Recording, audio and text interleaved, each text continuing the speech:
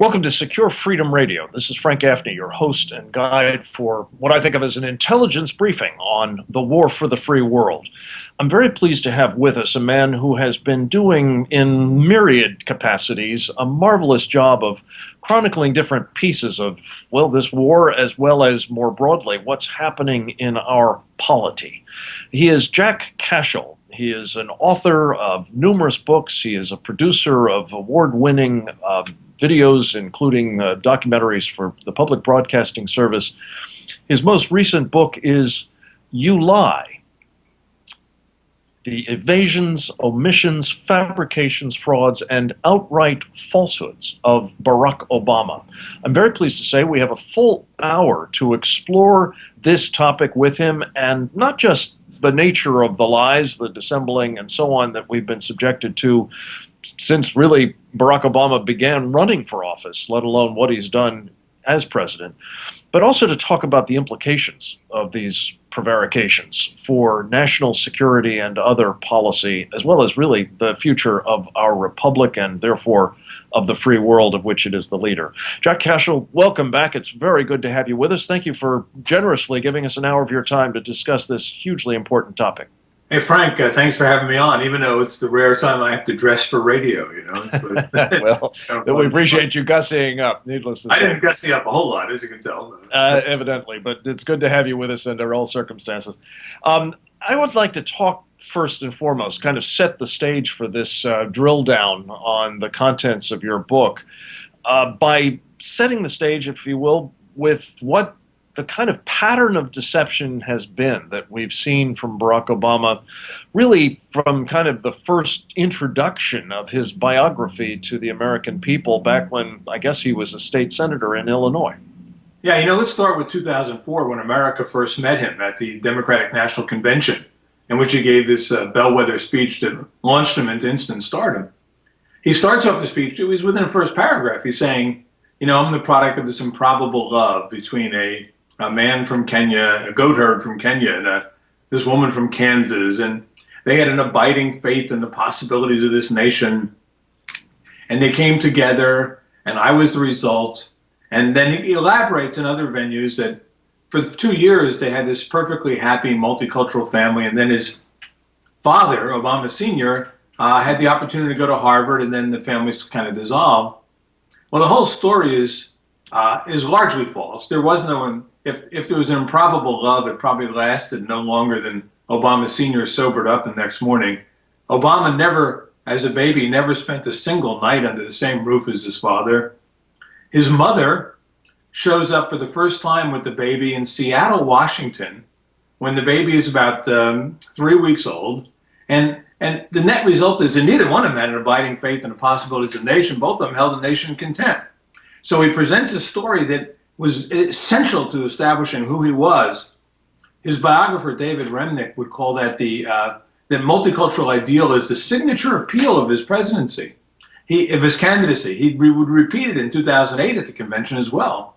And by 2008, many of us in the blogosphere knew that the story was false, knew that there was no family, knew that there was no love, knew that there was no abiding faith, and knew that they didn't even live together. And yet the major media absolutely refused to know this. Yeah, they refused to know it, and more to the point, refused to report it. And as a result, we had what I would argue was kind of the first of a series of frauds perpetrated against the American people. One of the things that brings us to kind of the present pass is that the president announced when he was almost to the point of his election, that he was going to embark upon a fundamental transformation of America. Might that have been actually one of the more honest things that he said in his characterization of who he was and what he was about? Yeah, if that was, except that then he came back several years later and denied that he'd ever said it. It's as if these people didn't live in the age of the internet, where everything they said is on record, you know? Yeah.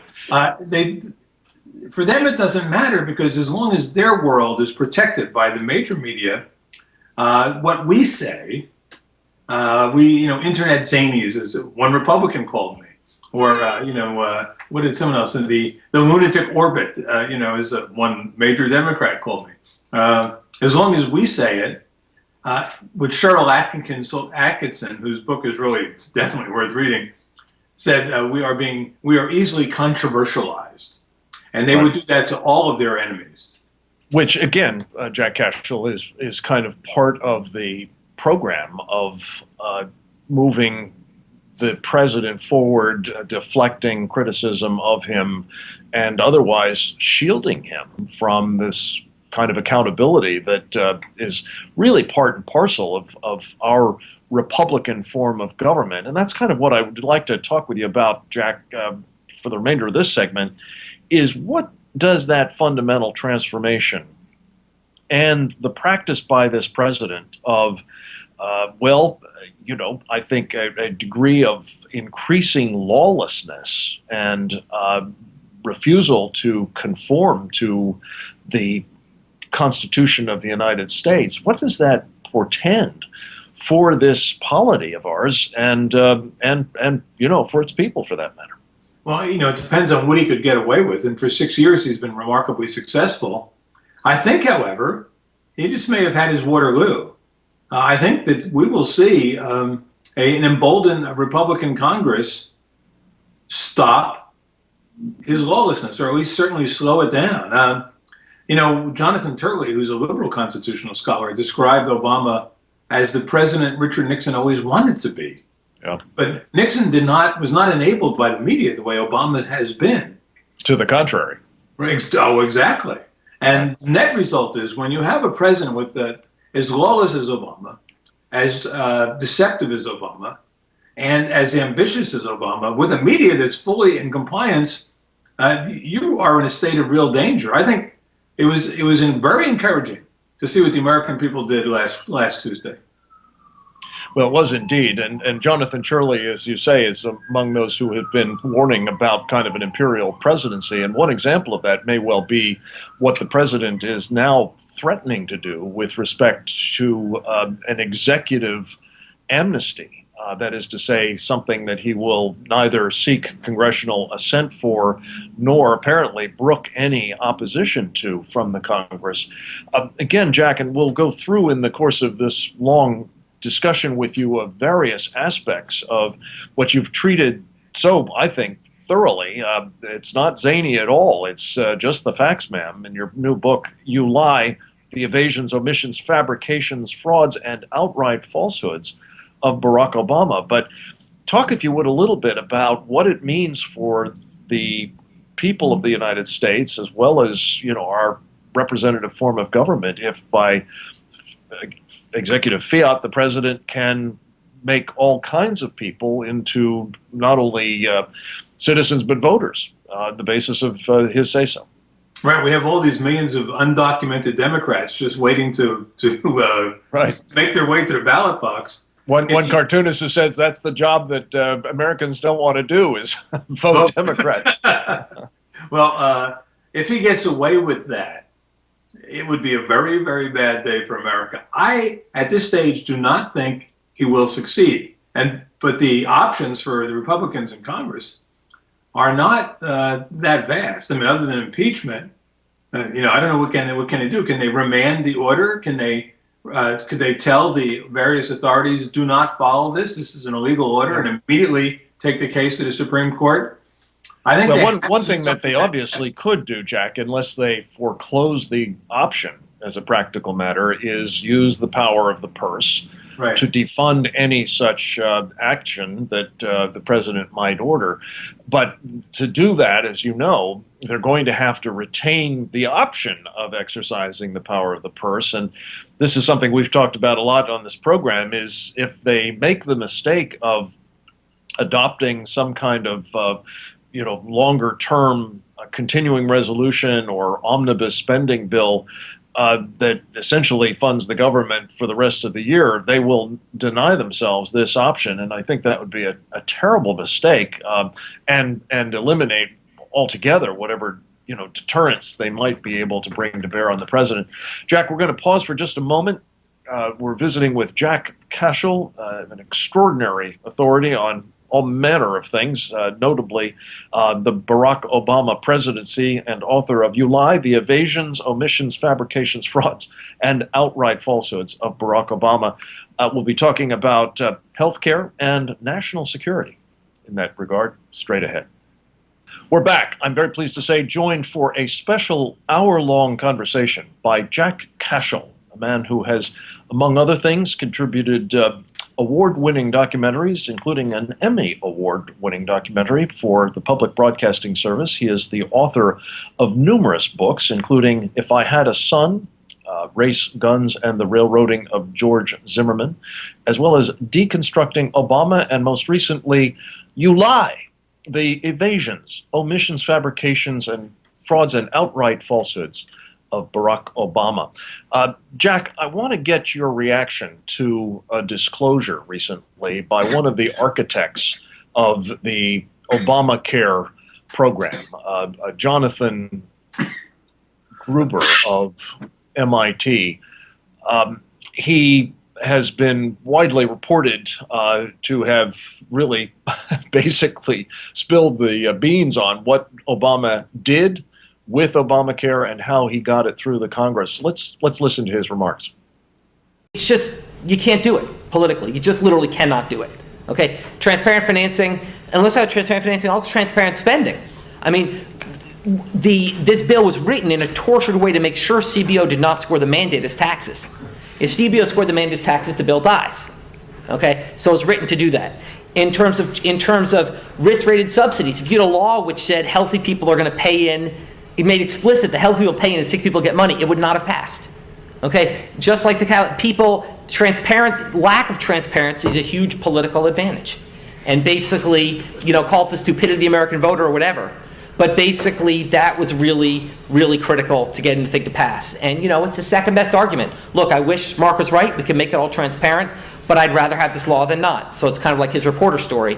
There's things I wish I could change, but I'd rather have this law than not. We're joined by Jack Cashill, a man of many parts. He is the executive editor of Ingram's Magazine. He is an award-winning, Emmy award-winning, in fact, documentary producer. He is also the author of numerous books, including the one we're speaking about at length today, entitled You Lie, The Evasions, Omissions, Fabrications, Frauds, and Outright Falsehoods of Barack Obama.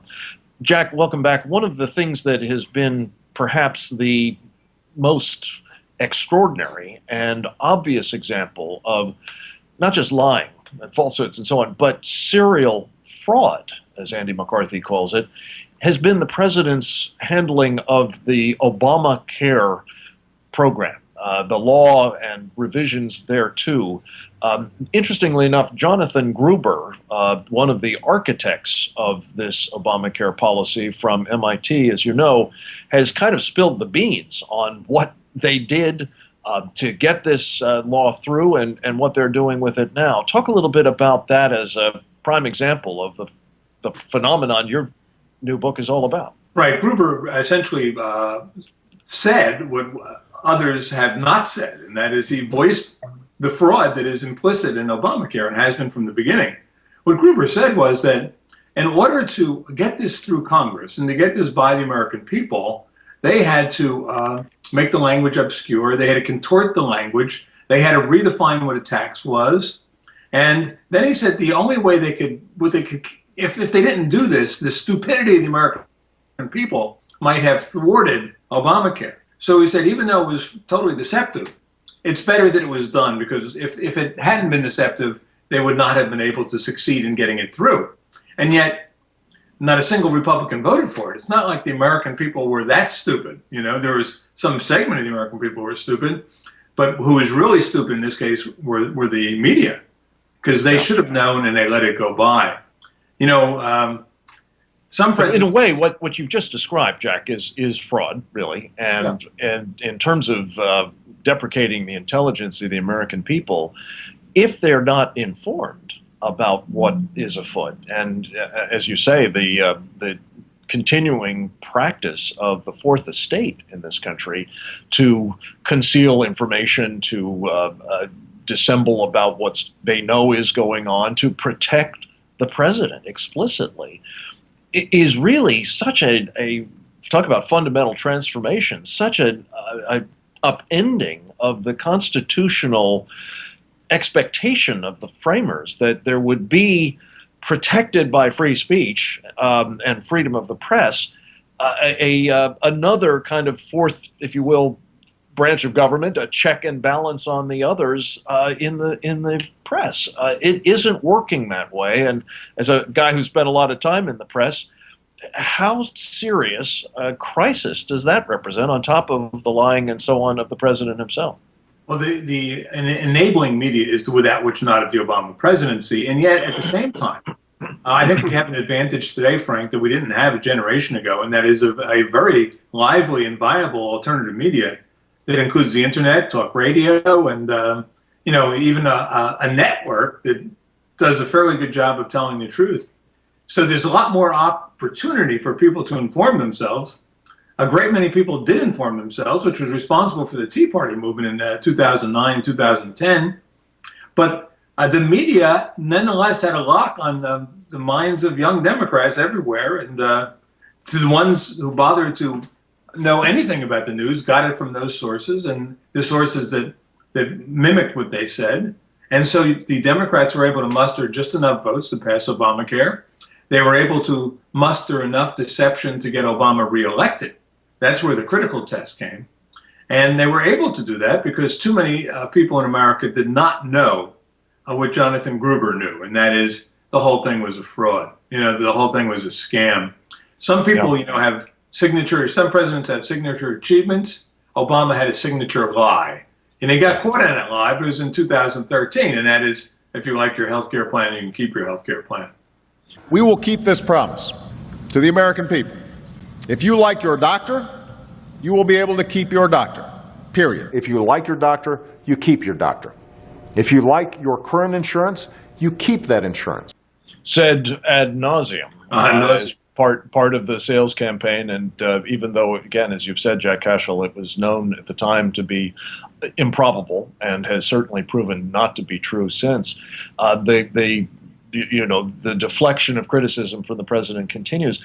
And I do want to turn to sort of the national security themes here in a moment, Jack, but just very quickly, to the extent that we have continued to see this kind of pattern, it has enabled the president actually to rewrite the law without criticism. I think the fault, first and foremost, of course, rests with the Democrats for having perpetrated this fraud. But where have the Republicans been in preventing this clear abuse of power from taking place subsequent to its enactment? Well, with just one control of the one branch of government, that is the House of Representatives, and only that in 2010, after the bill was passed, there have not been many tools in their arsenal to deal with this. I mean, short of impeachment, there's not that much they could do. However, now with the control of the Senate, they might be able to do better, do more. I think not just control of the Senate, but the growing awareness on the left and among Democrats that the man that they've been pledging their allegiance to for the last 6 years is something of a fraud, and he no longer can do them any good. These are power-oriented people. They're interested in advancing their own careers. Right now, they know that affiliating themselves, defending, supporting Barack Obama will not advance their careers in any seriously good way. So watch for people starting to jump ship openly. Watch for less witness Hillary Clinton, right? Yeah, right, exactly. Kicking clear as best she can of what she was directly involved in, implicated in so many of the ways that I want to turn to next. As an example of a kind of gotcha moment, Jack, we had the episode in which the president famously, on a hot mic, leaned over to Dmitry Medvedev, then the president of Russia, and indicated that once he was reelected, he would have greater flexibility, and he wanted that message relayed to Vladimir Putin.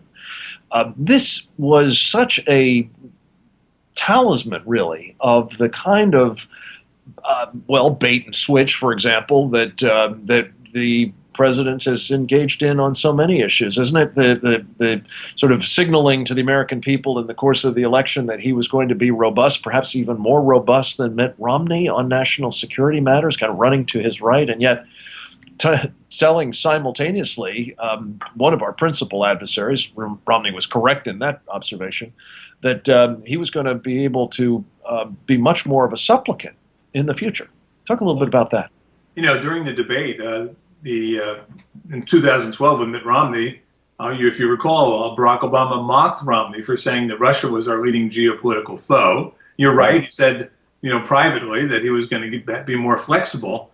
What it turned out to mean that he was going to be more abjectly, submissive to. Right. It's not flexibility. He lacked the sort of mojo to stand up to Putin. Ronald Reagan would never have allowed him to get away with that sort of thing. Obama just I sure do. Obama doesn't have it within himself to be strong. It's just not a part of his nature, especially on an international stage.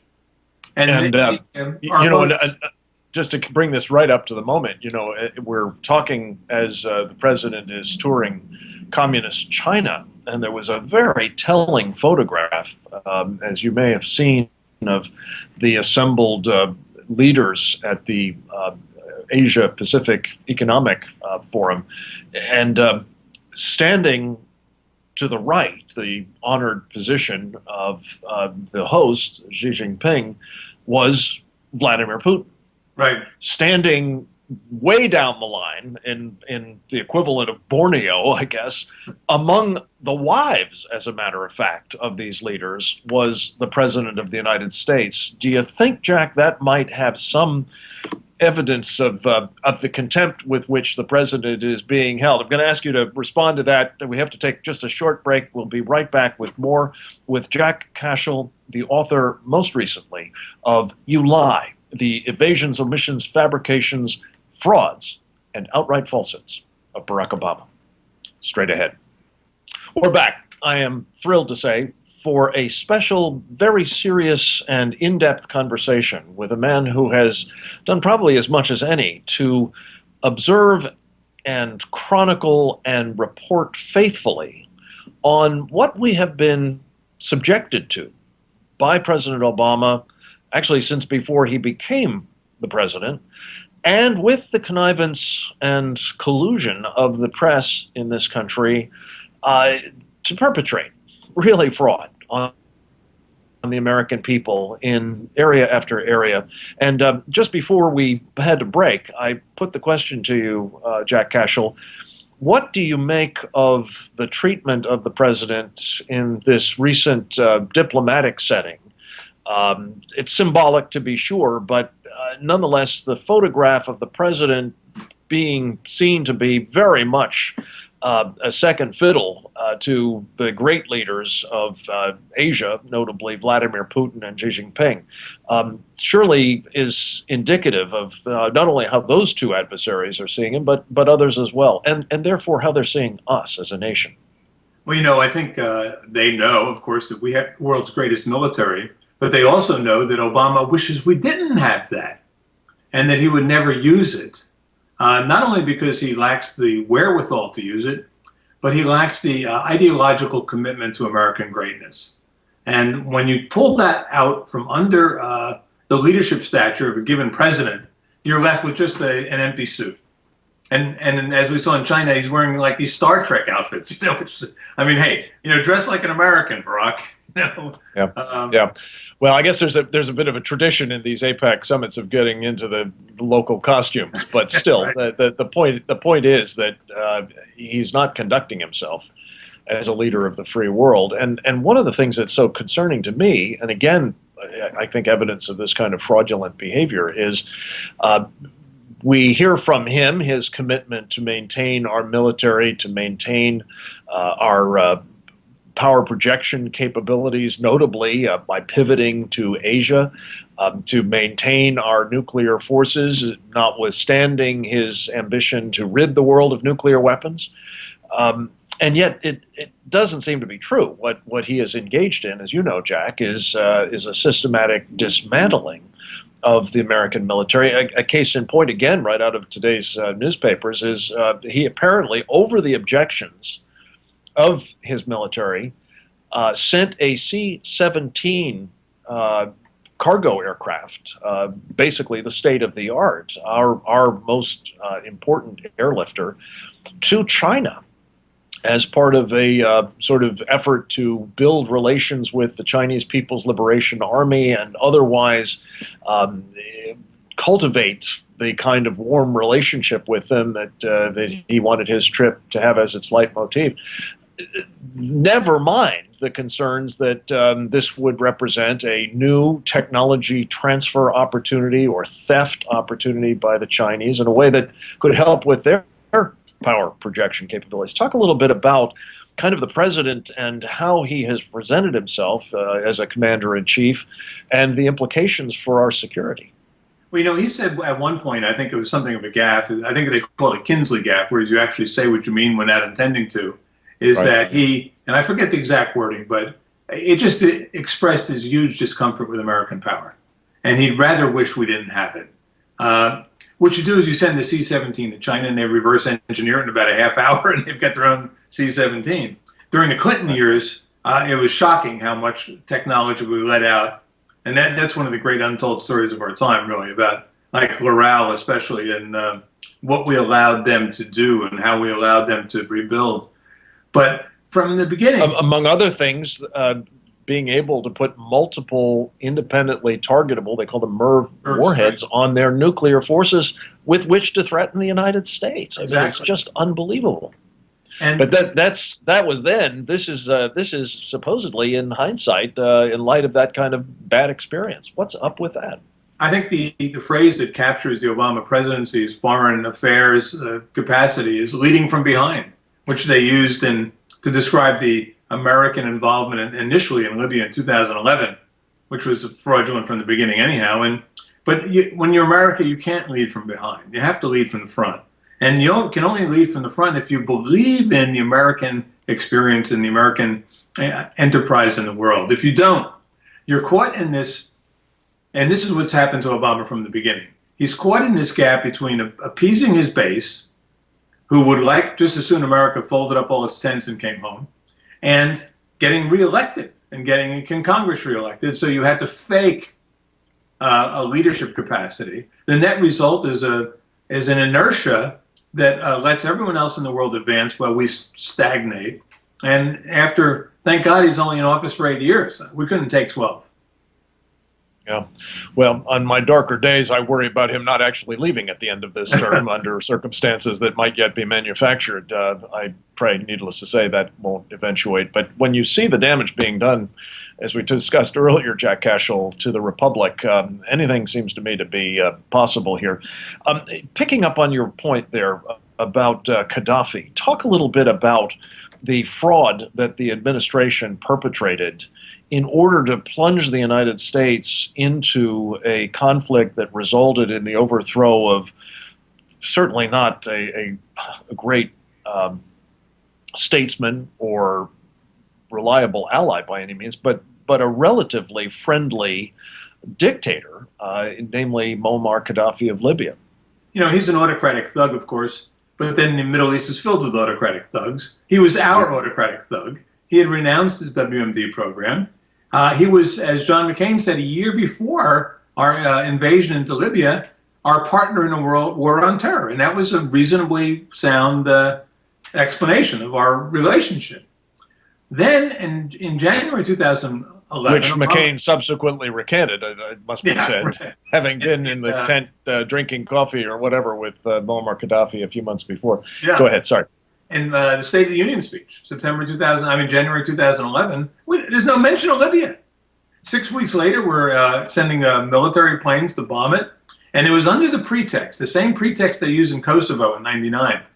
And that was that if we don't intervene, there will be, quote, a Rwanda-sized stain on the conscience of the world. That this was going to be, Obama's word, a bloodbath. Because Gaddafi was exercising genocide on his own people. He was killing them wantonly. But here's what we know. And this is thanks to a Democratic strategist named Alan Cooperman, who did the math. And what he did is he went in and says, listen, in Misrata, the #2 city in Libya, Gaddafi takes it over from the rebels, the Islamic rebels who started this action, and there were 200 deaths, and they were all combatants. There were no women killed, or no children killed. There was absolutely no reason to believe the pattern in Benghazi would have been any different. Gaddafi would have reestablished order. He was winning the war, and the total deaths under 1,000. Well, 7,000 deaths later, 7 months later, they finally oust Gaddafi, in a scene that was sort of half Keystone Cops, half Mad Max. They're sodomizing it with a knife on open video. These are the people we're turning this country over to. And and have indeed turned the country over to. That's and, exactly right. Jack Cashill, as you know, they are now making the kind of bloodletting that we ostensibly were there to prevent a matter of everyday occurrence, it seems. And the trouble is that what this signals, I think, Jack, and I'd like your thoughts on this as well, is that what we've witnessed under this president, with all of the, misdirection, deceptions, frauds, outright lies that you've chronicled so well in your new book, You Lie, is we've switched sides in this so-called war on terror. I prefer the war for the free world because I think it's more descriptive of what's really at stake than the war on terror. But we're definitely now, it seems, in country after country, region after region, playing for the other team. Not those that are most clearly and have been friendly to us or aligned with our interests or even our allies, notably Israel. Talk a little bit about that, if you will. No, that's exactly right. And that's what led to the Benghazi incident in 2012. We were making believe that we had succeeded in Libya, that the good guys had won, and that there was a new peace. Al-Qaeda had been decimated. That was part of the campaign thing.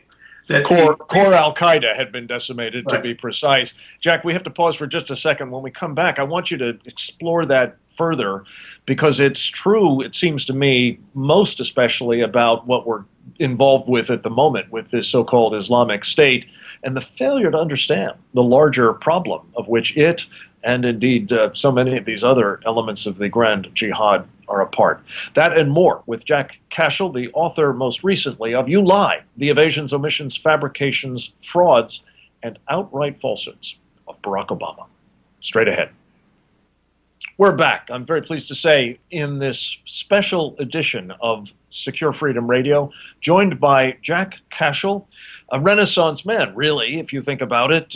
His products in the book space, his products in the video space, his commentaries, magazine that he has executive edited, Ingram Magazine, all really important contributions to our understanding of what's happening in America these days and indeed elsewhere around the world.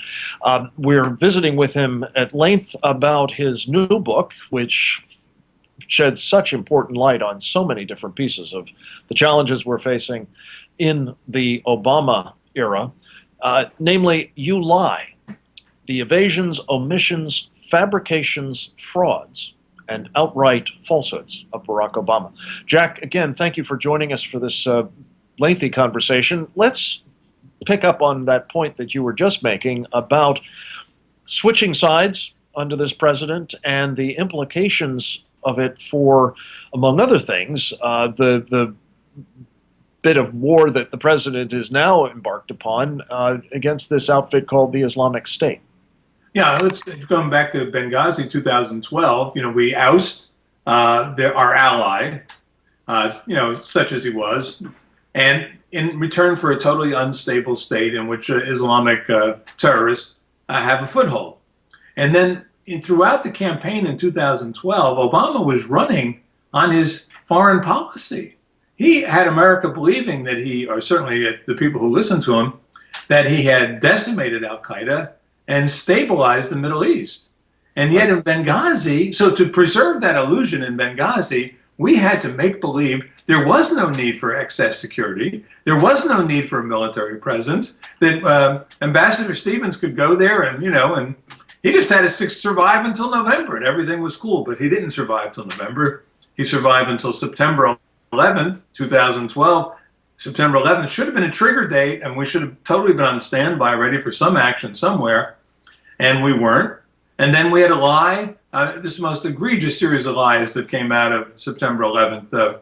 First that, about how and why Stevens was there and left unprotected, and then the whole fraudulent notion that it was a video maker's fault that Stevens died. One of the shocking things is that Hillary Clinton, then Secretary of State, is talking to the families of the dead, the 4 Americans who were killed a day or two afterwards. And she says, I promise you this, we're going to get that guy. We're going to put that video maker in jail, right? Right. Forget about the terrorists. We have an American citizen who makes, a video that's no worse in terms of defamation than the Book of Mormon on Broadway is about Mormons, and we put him in jail for 18 months. Yeah, the only guy so far punished for this whole episode, in fact. And Jack, you really highlighted a key point.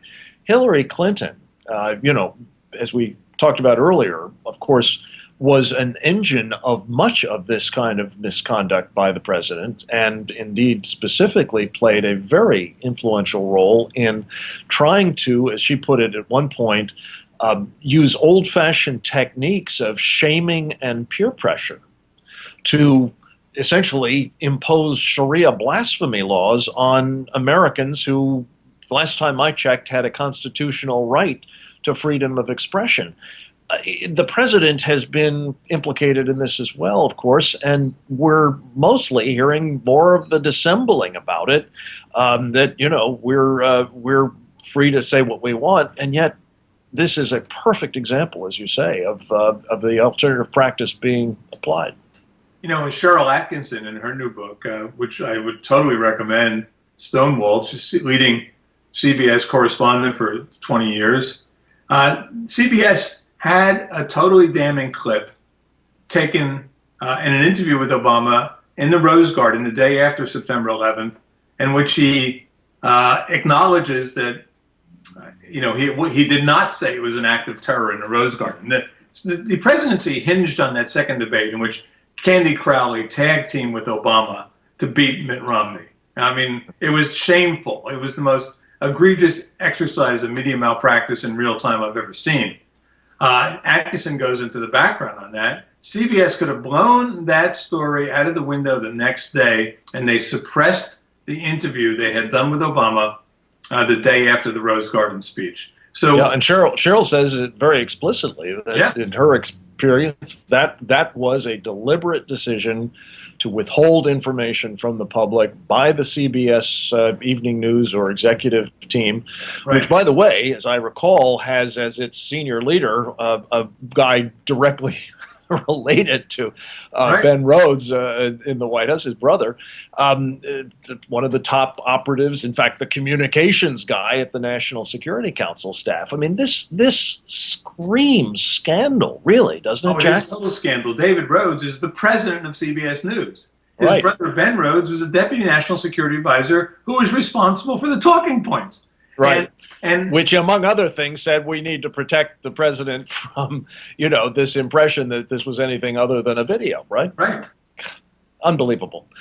Jack, before we run out of time, and there's so much to talk with you about, but I do want to talk a little bit about what you make of the president saying to the American people when he announced that he did actually have a strategy for dealing with this ISIL, as he prefers to call it, or Islamic State group, having said the week before that he didn't have a strategy yet. What do you make of the fact that the president said, quote, "The Islamic State is not Islamic," unquote? That is the sort of the epitome of the absurdity of our failure to speak truthfully about Islam in the world. I mean, we see this domestically where, the Fort Hood massacre becomes workplace violence. The absolute failure, and Republicans have been guilty of this as well, I must say, of calling a spade a spade. I mean, if you're chopping someone's head off in a name and you're saying Allah Akbar, chances are you're an Islamic terrorist.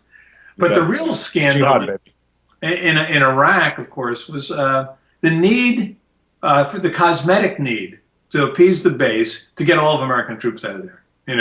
We have troops in Korea 60 years after, the pacification of Korea, and yet, we had to have them out in 6 months of Iraq. If we had left 30,000 troops in there would be no ISIS. This wouldn't have happened. And now we're faced with a crisis of large order, and a crisis of the most revolting kind that we've seen since World War II in terms of just their indifference to life and their just vile, behavior towards women, towards Christians, towards children, towards any non-Islamic person they run across. And Jack, in that vein, one of the other very untoward developments as a result of that reckless, irresponsible, I would say malfeasant decision to withdraw all American forces from Iraq has been the encouragement, and not that it needed a whole lot of encouragement, but the encouragement as a practical matter of Iran to extend its way into Iraq. And in fact, we've just learned that in a secret letter, the president basically was inviting, as part of the rapprochement that he seeks with Iran, to collaborate with the Iranians in taking on this Islamic State group.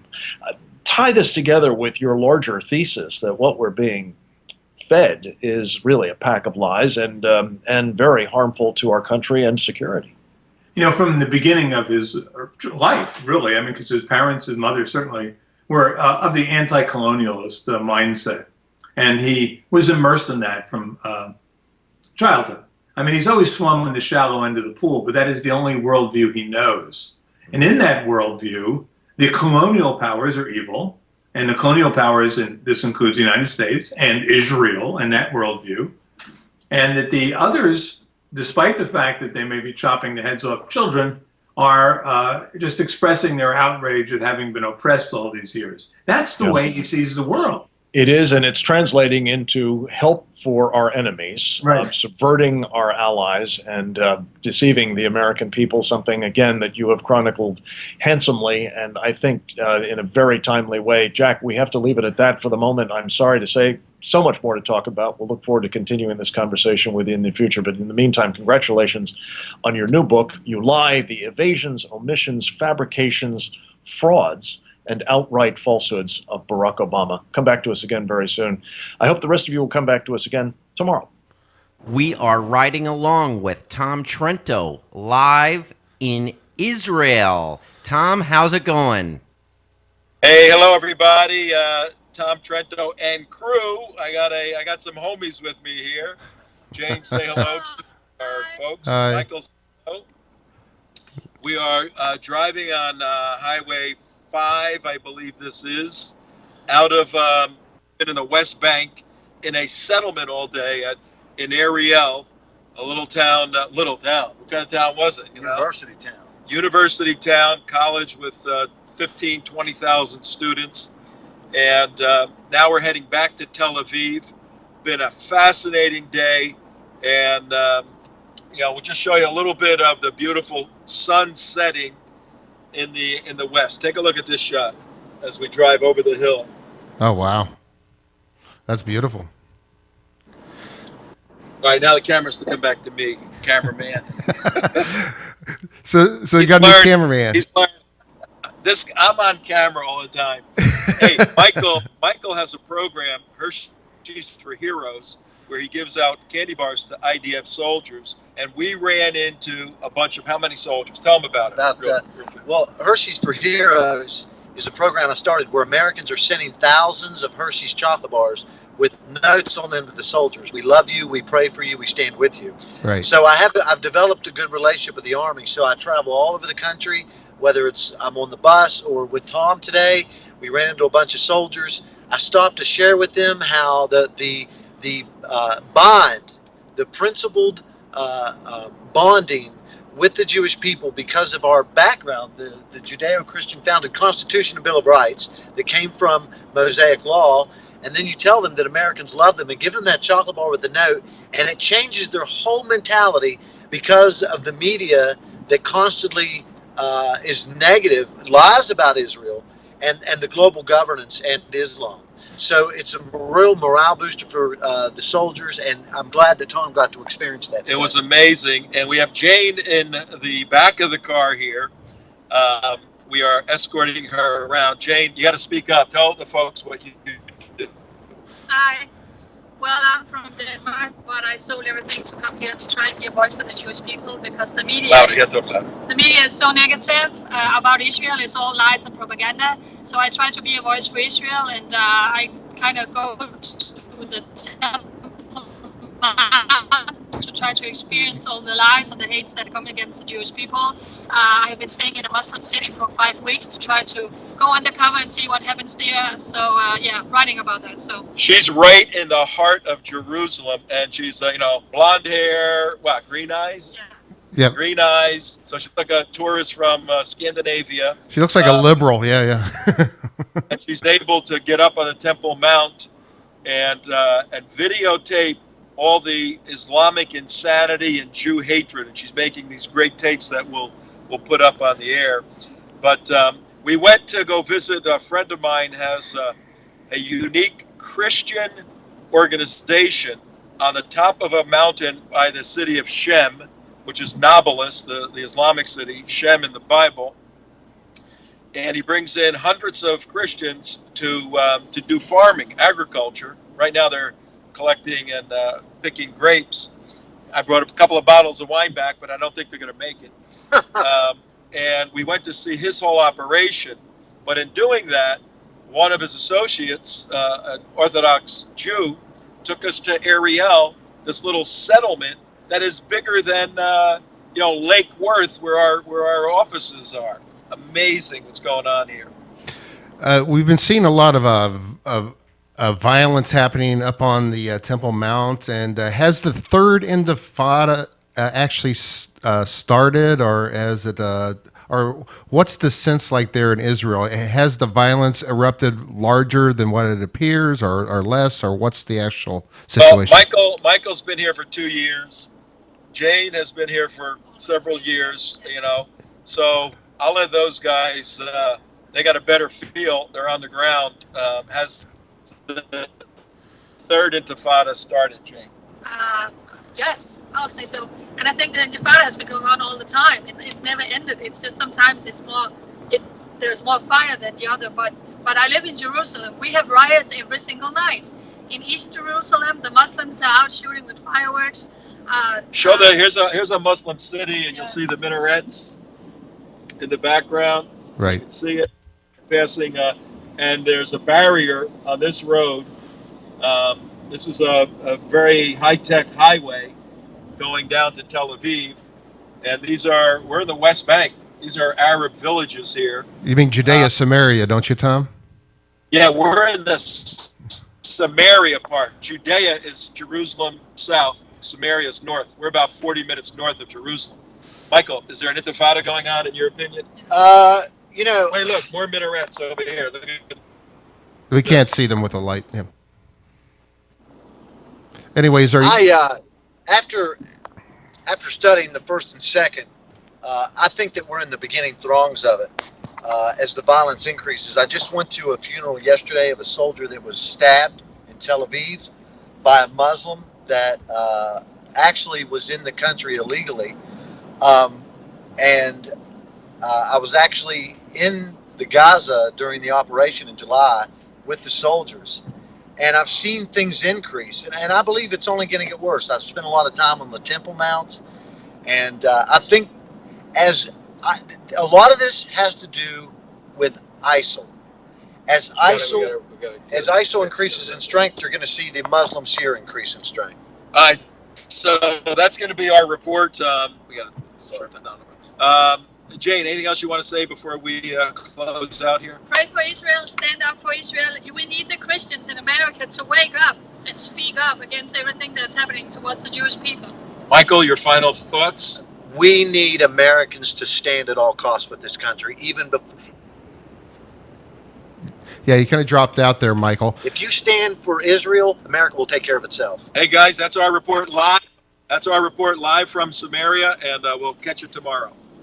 Okay, thanks, Tom. Be careful. All right, thank you. You take care.